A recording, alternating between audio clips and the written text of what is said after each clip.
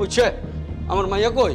মিথিলা, মিথিলা, ও আমার মা, মা জরুরি কই তুমি? কোনা আচ্ছা বে, তুমি যে মাইয়া, তো তুই কাজের মাইয়া আছিস, হ্যাঁ?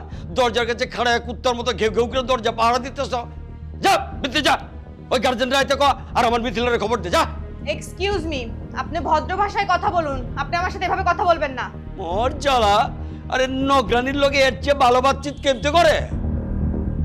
আমি এই বাসার নকরানি না, আপনি আমার সাথে বুঝে শুনে কথা বলুন। দরজা মরজা খুলে দেয় কেঠা? নকরানিরে তো খুলে দেয়।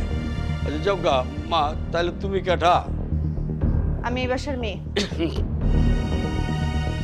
যজ্ঞা আম্মা জান, তাহলে বহুত ভুল হয়ে গেছে গা, বুঝার পারি নাই কা।